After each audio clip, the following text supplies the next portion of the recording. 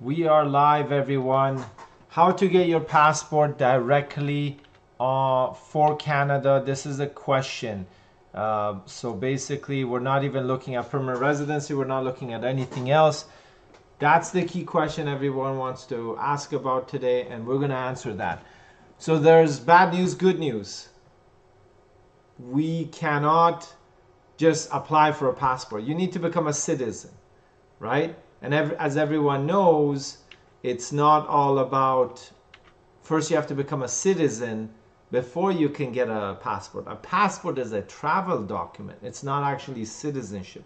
So remember that. So how do you go about doing this in Canada, right? Or from outside for Canada?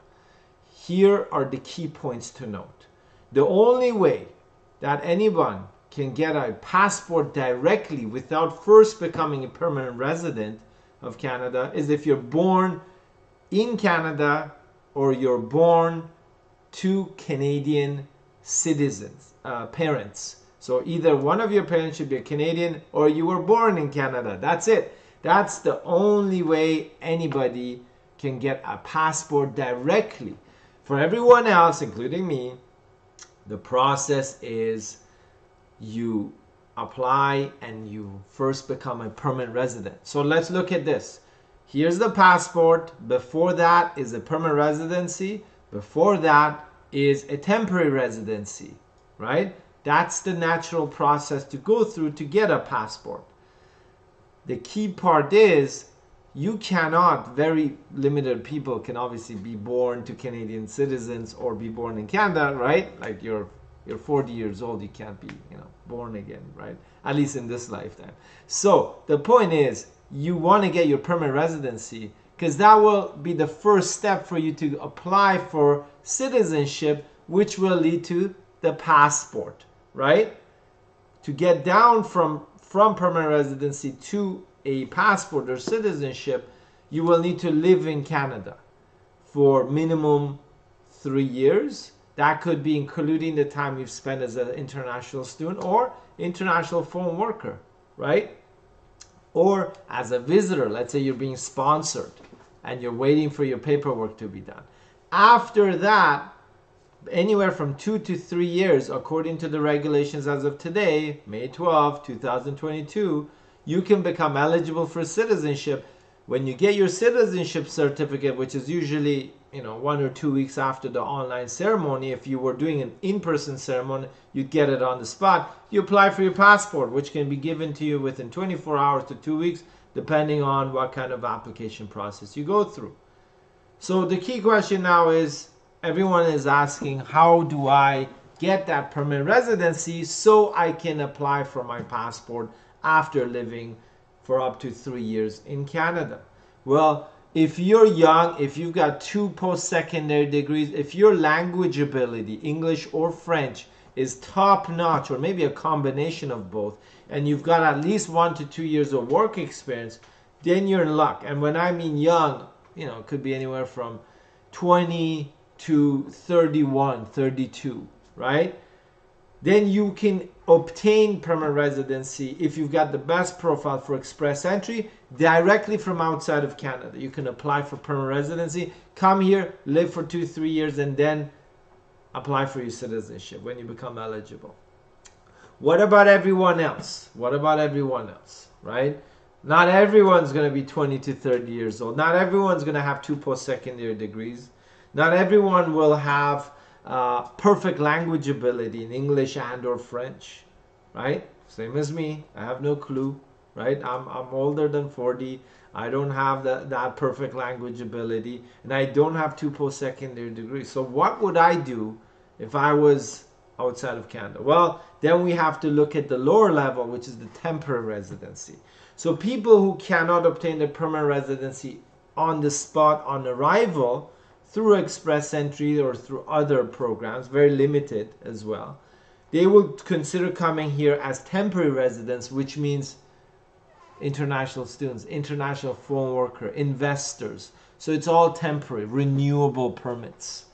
But when you're here, that will give you the opportunity to convert to permanent residency, right? And then after 2 to 3 years, convert to a citizen who will obtain a passport, a Canadian passport, right?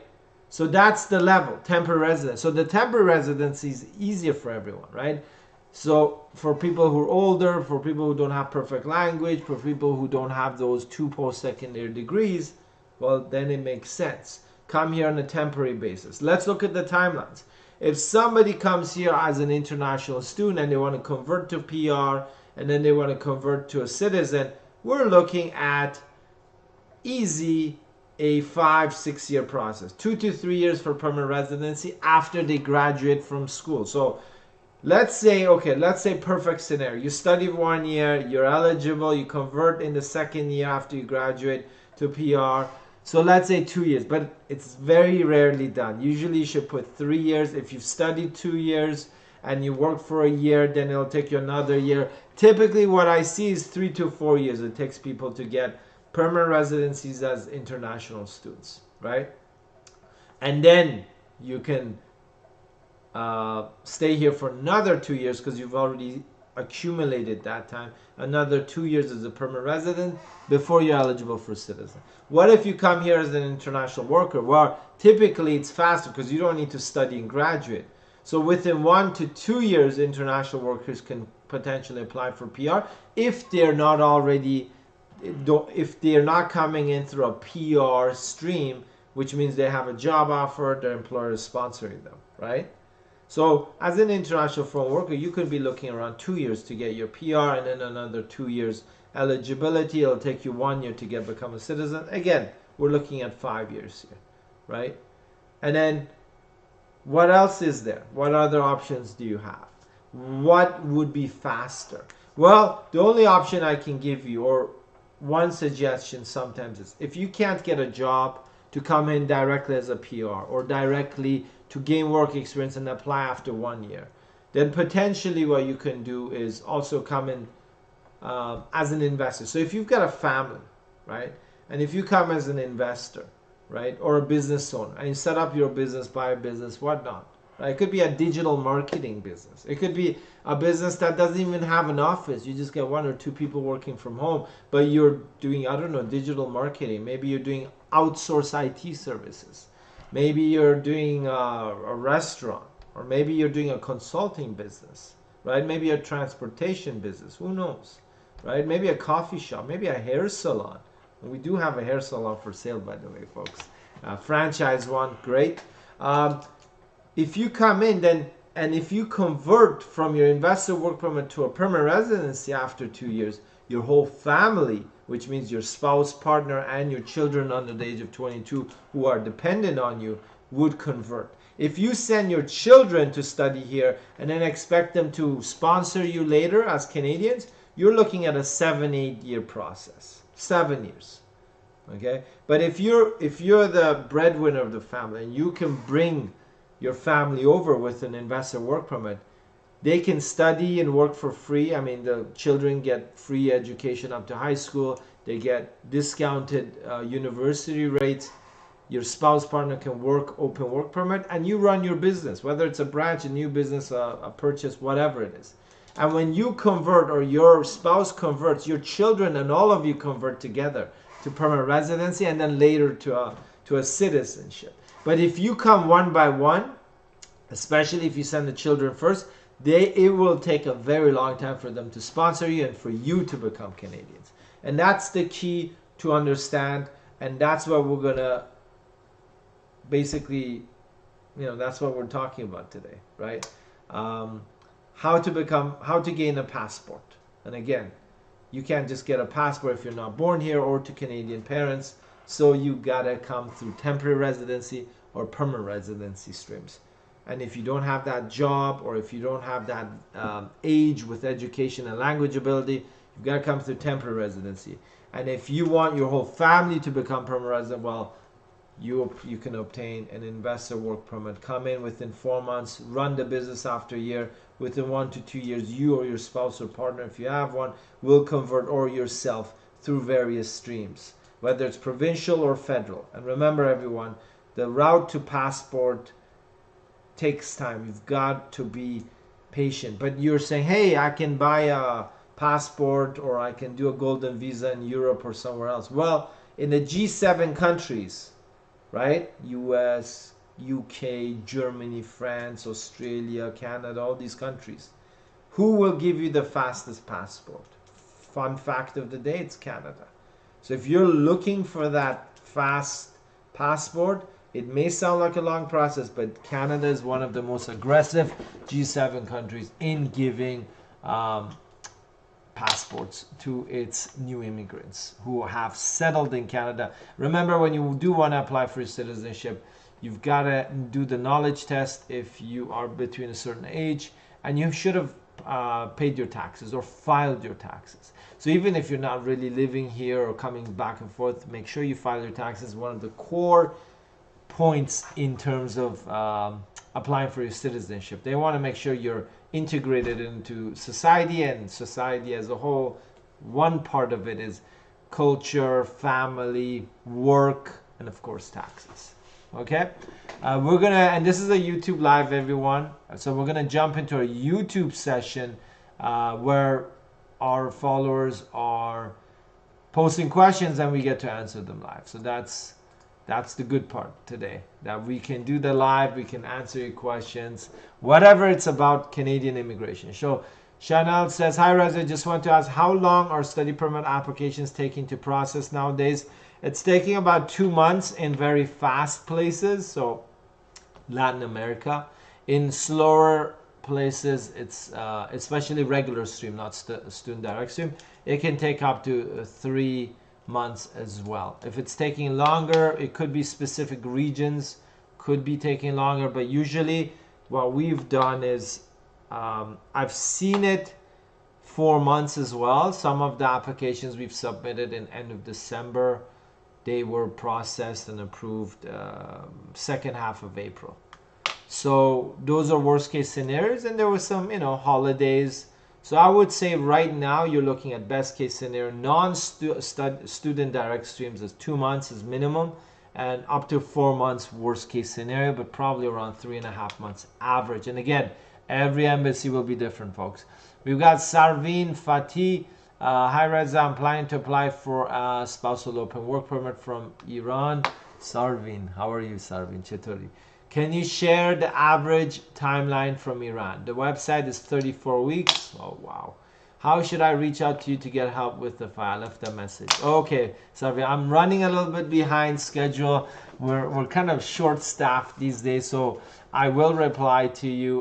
We're concentrating on our clients right now, so that's always our priority, not new clients, but I will reach out to you, no problem. I'll give this, I'll be very transparent, folks. I don't check the IRCC website on processing times. I don't care what they say, right? That's like a politician saying, we're going to fix the world, we're going to bring world peace. Do you trust them? No. I look at what our files are telling us. So when we make applications all around the world, Middle East, Far East, Southeast Asia, India subcontinent, Africa, MENA region, South and Central America, inside Canada, Europe, based on those applications, I get a feel, and our office gets a feel of what's really happening. And for a spousal open work permit, we can say you can look at 2.5, but usually it doesn't happen in 2.5, but usually 3 months. Okay, so 3 months for that would be how long it would take. If it takes a little bit longer, that can, of course, that can always happen. But let's say worst case 4 months, best case 2.5 months. Therefore, you take 3 to 3.5 months average. Okay, and we did get a 3.5 months. So that's, I think, a good number to work with from the Ankara embassy, Canadian embassy in Turkey, which processes that region's applications. We got one, I think it took around 3.5 months. So I think that's a safe number. Sarvin said not heard back. Yeah. Irfan Hosseini, hi Reza, does the work done remotely outside of Canada counts towards CC? Nope. It's remotely done. Okay. So you've got to be working inside of Canada by a Canadian employer for Canadian experience class to count. So if you're inside Canada working for a non-Canadian company, doesn't count. If you're outside of Canada working for a Canadian company, doesn't count. You got to be inside physically, and you've got to be working with a Canadian company. Well, it could be a foreign company with a Canadian branch, of course, but you've got to have payroll inside of Canada, and you've got to be physically available here, okay? And that's a fact, Irfan, no doubts about it. Chanel says, hi Reza, I've been refused for a study permit twice before last year. Do I not have any chance of acceptance at this point? Chanel, you've hit the nail on the head. A lot of people ask us that. It doesn't mean, I know we do refusals and appeals and reapplications. It doesn't mean it's impossible. You just have to see what your profile is, why you were refused the first 2 times, and do you have a realistic chance, right? What's a realistic chance, folks? This is a wake-up call for everyone. 5 or 10% is not a realistic chance, okay? We're talking about 50%. If you improve everything on your application, you've got a 50% and sometimes even 40% chance. Well, maybe you want to try again. But you've got to do your homework. You just don't reapply blindly. You've got to get in and understand the visa officer's refusal notes from the embassy, not the generic letter they copy paste to you. You've got to fix your profile, whether it's the program of choice, whether it's your assets, whether your ties to your home country, whether it's your ties to Canada, your travel history. So in a nutshell, you need to work on your immigration resume. And then this is what happens when I tell people about immigration resume. They're like, what? I have a resume. I'm like, no. You need an immigration resume. And that's what we work with, right? You've got a work resume, a CV. Sure, you worked here, you studied there. Voila. I don't care about that. What's your immigration resume? What's your age? What's your marital status? What are your assets? What's your employment? What's your travel history? What is your refusal history? That's an immigration resume, and we help people upgrade or improve their resumes. You know how you go to like career coaches and they help you refine your work resume? Well, we help with immigration. Immigration is not as easy as typing it up. It's all documentation. You may have to take extra steps over 6 months to actually get a better profile to have higher chances of approval. Okay, so that's that. I hope I've answered that question, channel. Irfan Hosseini, thanks a lot, Reza. One more question. I have a provincial nomination with Ontario Graduate Master's Stream. Excellent. That's one of the best programs, Irfan. I like that. If I leave Canada but keep working remotely, will my nomination be withdrawn? Okay, so graduate stream is not based on employment, okay? But if you gained employment points that you're employed currently, okay, and if that's part of the condition on your nomination, so read the nomination certificate, okay? If that's part of it, yeah. Plus the intention to reside in Ontario is important. So if you go for like 6-7 months, I don't think that's a good idea. If you're going for 2 weeks or a month to visit family, come back, that's perfectly fine and understandable. But if you're looking for long term and working remotely, I don't recommend it because the intention to reside in Ontario is critical. If you're working remotely for a Canadian employer and you have a provincial nomination, that officer will be like, oh, you know, like, do they really want to live here in Canada, right? Thanks a lot, Reza. Trinat Anirt. Hi, Reza. Can I do 2 programs at the same time with a study permit? Of course. You can do 3 programs, 4 programs. The core part is you've got to maintain full-time status. You've got to attend class. So if you can do that 10 times over at the same time, good for you. But make sure you don't screw it up because IRCC would be scrutinizing your attendance in class, even if it's remote, right? They do check with the colleges and universities. There's regular attendance reports going to IRCC and CBSA, so you've got to watch out for that. So channel, yeah, so they don't restrict you, Trinat. You can study at the same time, one program part-time, but then your main program's got to be full-time, okay? So the GCMS notes told me that the reason of refusal was that my father, who sponsored me to study, had large deposits without provenance. So they basically think that he just borrowed the money. Okay, channel. I think you've got a good chance of reapplying if you can justify it. This is what we usually do for our clients, is we justify the deposits, the money, the large amounts moving across the... If you don't, they will refuse you. There's nothing in the regulations that doesn't allow it, but you know, the embassies do what they want because, you know, they're in power. So you've got to address that issue and reapply. Okay, but again, it's a delicate matter. You've already have 2 refusals, so as soon as the third officer takes a look, they're like, oh, 2 refusals. They already know they're going to refuse you, so it's going to be tough. Irfan Hosseini, what's the timeline for non-express entry online PR applications timeline? I have submitted it in January 2022. Best case scenario, Irfan, 12 months. Worst case scenario, 18 months. Okay. During COVID, we got our nomination clients within 12, 13, 14 months. Okay. But again, when IRCC gets busy, it's tough. If you're inside of Canada, I think 12 to 18 months makes sense. If you're outside of Canada, it's definitely on the higher end, in the, you know, longer processing times. Inside, I would say 12 to 15, you might get lucky and get it. If you're outside of Canada, it would take 15 to 18 at least. Channel says, would including a paper trail next time explain the origin of our sums for the address sums, fix the address and address the reason for refusal? Yes, of course, that's what you have to do. That's what you should have done. Okay. Trinard says, thanks, Reza. No problem. You know, Trinard, make sure you, whatever you study, it's manageable. Love as well. Okay, folks, that was a lot of questions and super fast speed, but you know, what can I say? Oh shoot, I never pressed live on on our Facebook page, so apologies for that.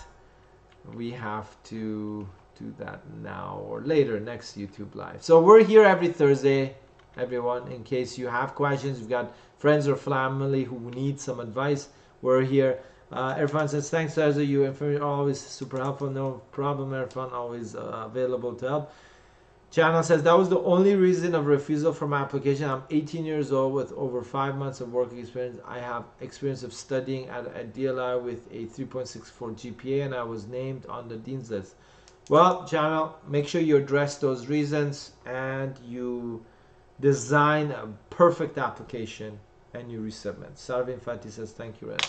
No problem, folks. I believe we were not live on Facebook because I didn't press the right button, and Instagram we were live, YouTube we were live. Thank you for joining us. We're here Thursdays again, 9:30 a.m. North America Eastern Standard Time. And if you have any questions, you need our free assessment, you need us to take care of your applications, that is our priority. Our clients are our priority. You can reach out to us through our website or social media, or just email us at info@ingwe.ca, ingwe.ca. Take care, everyone. We'll see you next week. Appreciate your time and looking forward to it.